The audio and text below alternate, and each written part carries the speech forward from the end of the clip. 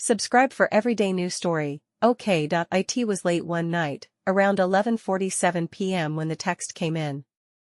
It lit up my wife's phone on the nightstand right between us.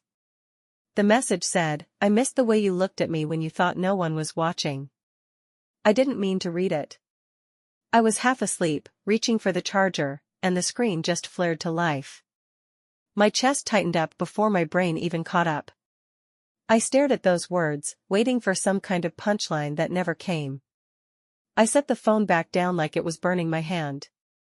My wife shifted in her sleep and murmured my name, and right then, I felt something inside me crack quietly, like ice under your foot on a frozen pond. For weeks before that night, I'd been telling myself I was just imagining things. She'd been distant, yeah, but we were both tired. Work stress, life stuff, that's what marriages are like, right?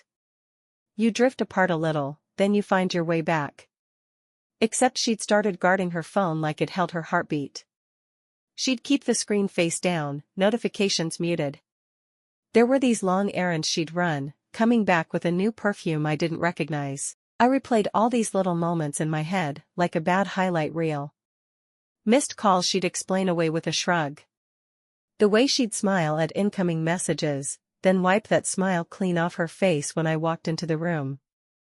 And suddenly, she was insisting on more privacy, saying it gently, like I was the one being unreasonable. I asked myself first, am I just jealous? Paranoid? Turning into that guy I never wanted to be? I hated the version of me that started counting minutes she was gone or memorizing her excuses. So, I tried to be better, more present. I cooked her favorite dinner one night, planned a weekend getaway. She kissed my cheek and said, "That's sweet." But it felt like the way you'd thank a stranger for holding the door open.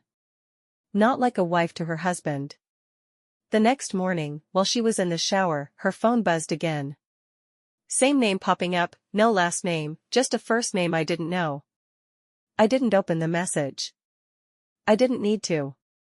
My hands were shaking anyway. That night, I asked her straight out, "Is there something you want to tell me?" She laughed too fast, like it was forced. About what? About us? She met my eyes, all practiced and calm. You're overthinking. Overthinking? That word stuck in my throat like a stone. It had become her go-to explanation, a blanket to tuck my doubts under and tell them to hush up. The truth hit me on a Tuesday afternoon. I decided to surprise her at her office with lunch, nothing fancy, just sandwiches from our favorite spot. The receptionist smiled awkwardly when she saw me. Oh, she left early. I must have looked confused, because she added, "With him?" Then her face fell. "With who?" I asked. "Too late," she said. "I thought you knew." I nodded like I understood, but inside, everything went numb. I sat in my car in the parking lot for a full hour after that, just staring at the steering wheel. When I finally drove home, my body felt hollow, like I'd left something essential right there on the asphalt. I confronted her that evening. No yelling, no drama, just the words laid out between us like broken glass on the floor. She cried right away. She didn't deny it. "It just happened," she said through her tears. I'd felt so lonely, so unseen. And then, "I still love you." I learned that day that love can exist right alongside betrayal, but that didn't make it any easier to swallow.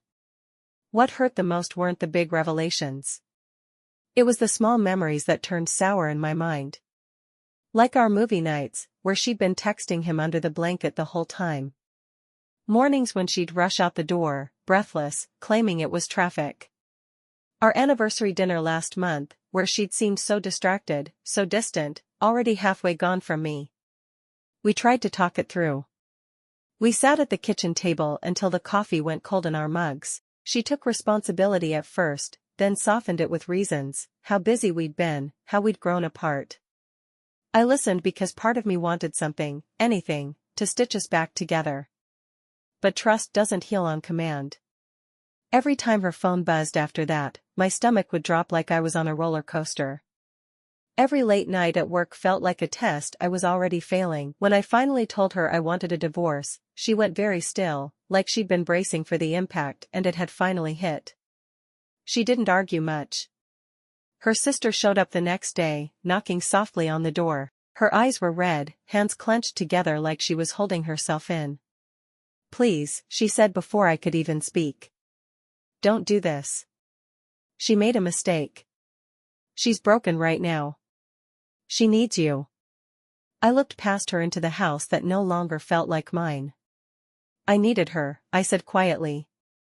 "Every day, she chose someone else instead." Her sister started crying then. She told me about my wife's guilt, her sleepless nights, how she swore the affair was over for good. I believed the remorse was real. I could see it in my wife's eyes every time we passed in the hallway. I just couldn't live inside the aftermath anymore. "I love her," I said, "but I can't stay married to someone I don't trust." That was the hardest truth of all to say out loud.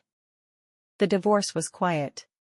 No screaming matches, no lawyers sharpening their knives, just signatures on papers, boxes packed up, and the slow erasing of a life we'd shared. Some nights, I still reach for my phone out of habit, half expecting a message from her to pop up. Some mornings, I wake up and feel relieved by the silence, like a weight's been lifted. What I learned from all this is simple but true: love isn't just about how deeply you feel for someone.